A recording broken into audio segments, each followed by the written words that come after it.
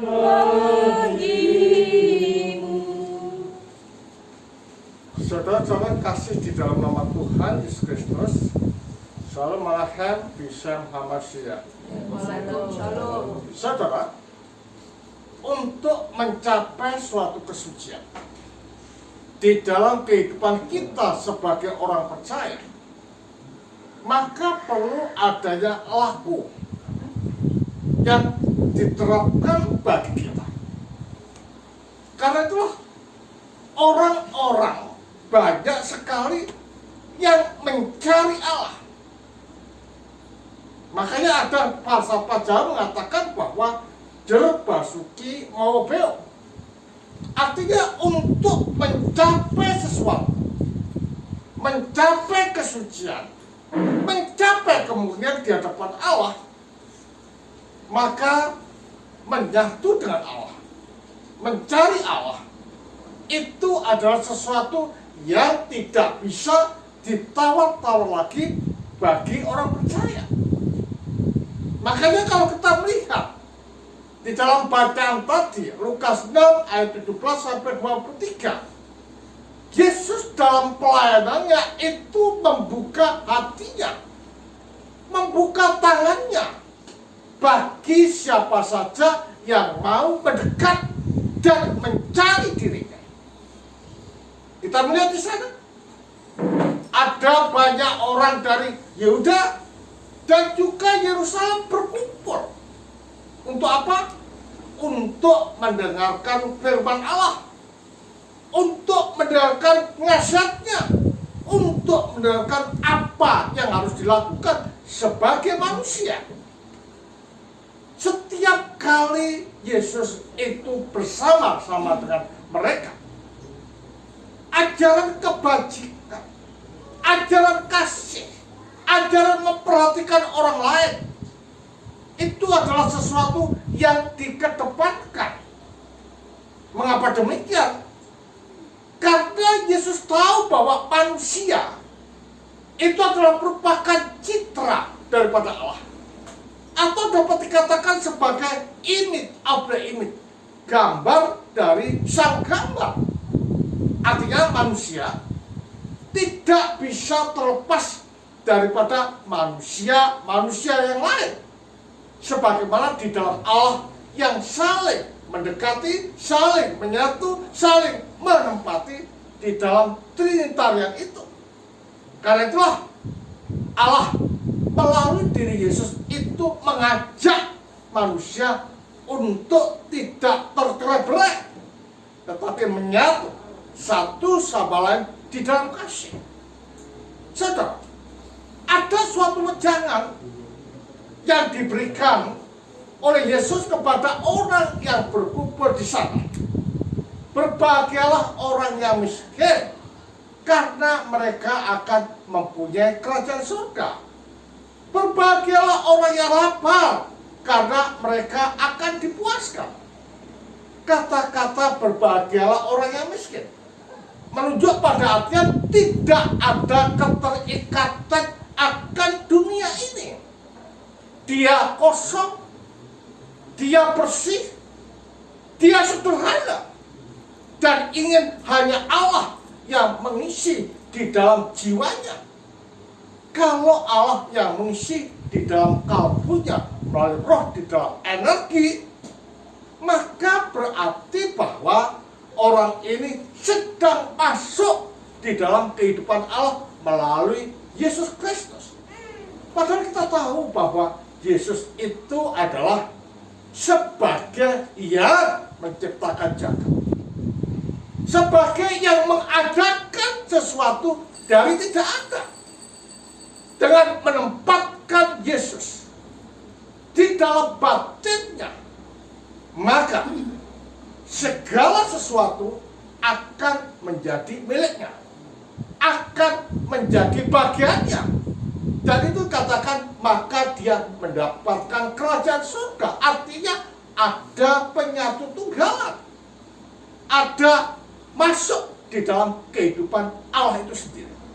Juga dikatakan bahwa orang yang haus akan dipuaskan. Haus apa? haus akan firman Allah. Orang yang lapar akan dilengkapi segala sesuatu. Berarti kalau demikian ajaran-ajaran yang diberikan oleh Kristus kepada manusia ini adalah masalah kalbu, bukan masalah duniawi. Karena kalbu ini adalah merupakan titik pijak dan landasan seseorang untuk mendapatkan Allah di dalam kalbunya. Dan kalbu ini mempunyai suatu peranan yang sangat penting di dalam kehidupan manusia. Maka dikatakan, kumpulkanlah harta di surga, maka ngengat dan karat tidak bisa merusakkannya, dan pencuri tidak bisa mencurinya. Apa harta di surga?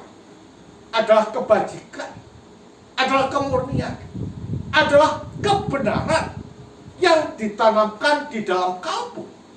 Kebajikan, kemurnian, dan kebenaran ini adalah merupakan suatu dasar dan sekaligus menjamin kita untuk dapat masuk apa yang dikatakan dengan kerajaan surga, atau menjadi bagian di dalam diri Allah itu sendiri. Makanya di dalam kehidupan manusia ini tujuannya hanya satu: menjadi serupa dengan Allah, mengambil bagian dalam kotorti lain, dan mencapai apa itu teoses. Nah, gereja tahu bagaimana cara manusia untuk mendapatkan itu. Sakramen-sakramen itu dimunculkan. Karena dengan melalui sakramen dan mengambil bagian di dalam sakramen itulah manusia itu bisa melakukan miskin di dalam hati, ya, dia biasa melakukan haus di dalam kebenaran, dan dia selalu memfokuskan hidup di dalam Allah. Karena apa? Karena roh itu menuntun kita pada jalan-jalan yang benar. Dengan demikian jelas bahwa kehidupan kekristenan itu bukan money oriented, it's not building oriented, tetapi soul oriented, atau jiwa yang menjadi orientasinya. Sucikan jiwa kita. Sama dengan Paulus itu merasa berdosa. Artinya apa? Artinya dengan merasa berdosa dan tidak layak di hadapan Allah, ada struggling di dalam diri Paulus untuk hidup layak. Melalui apa? Melalui menuruti kehendak Allah, hidup suci dan laku suci di dalam hidupnya. Jadi kalau demikian, di dalam kehidupan kekristenan ini bukan uang yang dicari, bukan barang-barang mewah yang dicari, tetapi jiwa. Tetapi apakah kalau demikian orang Kristen tidak boleh kaya? Tidak ada kata-kata seperti itu. Kaya boleh, tetapi jangan kita dikuasai oleh kekayaan, tetapi kita menguasai kekayaan. Dengan demikian, benda itu sendiri tidak berdosa, tetapi bagaimana kita memperlakukan benda ini supaya berkenan di hadapan Allah. Jadi kalau demikian, kekayaan itu bisa membawa celaka dan bisa membawa berkat pada saat yang bersamaan. Tergantung pada bagaimana kita memperlakukan itu.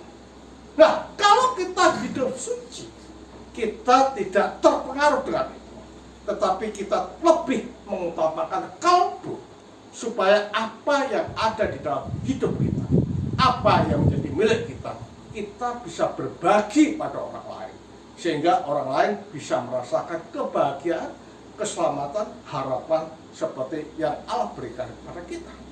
Jadi kalau demikian jelas bahwa carilah Allah, sebagaimana orang-orang itu mencari Allah, dan Yesus memberikan janji bahwa kerajaan surga akan menjadi milik kita, bahwa kita akan dibebaskan dan kita menjadi bagian di dalam Allah itu sendiri.